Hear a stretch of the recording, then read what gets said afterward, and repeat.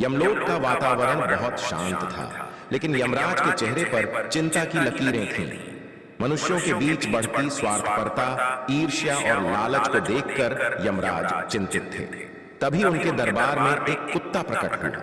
यह कुत्ता कोई साधारण कुत्ता नहीं था।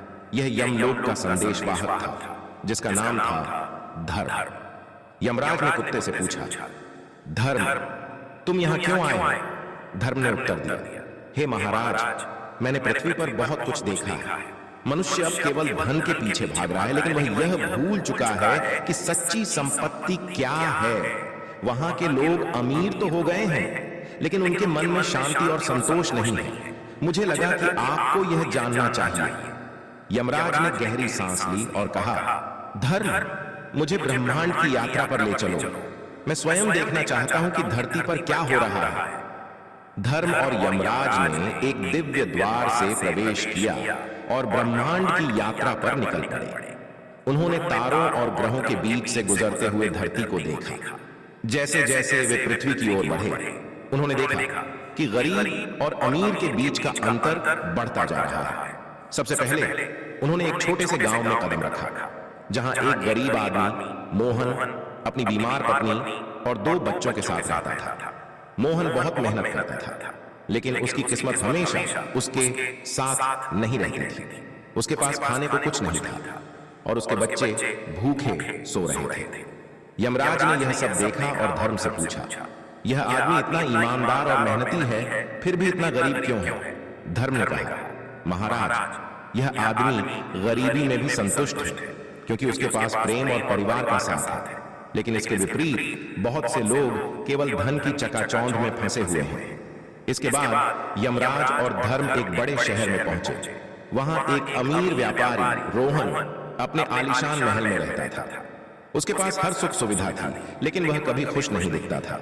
उसके नौकर चाकर, बड़ी गाड़ियां और कीमती वस्त्र थे, लेकिन उसके चेहरे पर हमेशा तनाव और चिंता रहती थी। यमराज ने हैरानी से पूछा, यह आदमी इतना अमीर है, फिर भी दुखी क्यों है? धर्म ने जवाब दिया, महाराज, इस आदमी ने अपने जीवन में केवल धन की पूजा की है। उसने अपने परिवार और रिश्तों की परवाह नहीं की। यह आदमी केवल अपनी संपत्ति बढ़ाने में लगा रहता है, लेकिन उसके दिल में शांति नहीं है। वह असली प्रेम और संतोष से वंचित है। यमराज ने धर्म से कहा, धर्म, यह बताओ कि क्या ऐसा कोई तरीका है जिससे इन दोनों की स्थिति बदल सके? क्या गरीब आदमी अमीर हो सकता है और क्या अमीर आदमी सच्चा संतोष पा सकता है? धर्म मुस्कुराया और कहा, महाराज, इसका उत्तर इन दोनों के कर्मों में छिपा है। मैं एक प्रयोग करना चाहता हूं। धर्म ने दोनों आदमियों को एक सपने में बुलाया। मोहन को सपने में एक सुनहरा बक्सा मिला, जिसमें असली धन और संपत्ति थी। जब वह जागा तो उसने देखा कि वह सच में अमीर बन चुका था। दूसरी ओर रोहन को सपने में अपने परिवार और बच्चों का प्यार मिला, लेकिन उसके सारे धन और संपत्ति गायब हो गए।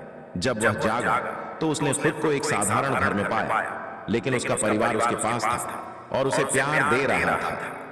मोहन ने जब अमीर बनकर अपने पुराने घर को देखा तो उसे अपनी पुरानी गरीबी और संघर्ष याद आ गए। उसने अपनी संपत्ति का बड़ा हिस्सा गांव के गरीबों में बांट दिया और अपने पुराने जीवन की सरलता और संतोष को बनाए रखा। उसने समझ लिया था कि असली धन प्रेम और रिश्तों में है। वहीं रोहन ने जब अपने परिवार का प्यार पाया तो उसे सच्ची खुशी का एहसास हुआ।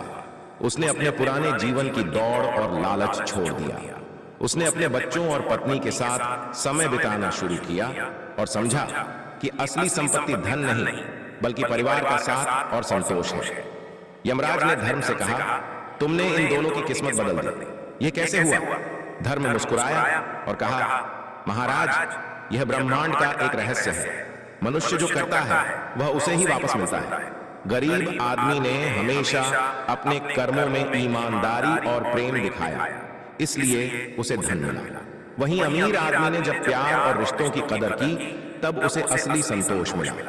यमराज ने यह सब देखा और समझा कि मनुष्य को सच्ची संपत्ति की परिभाषा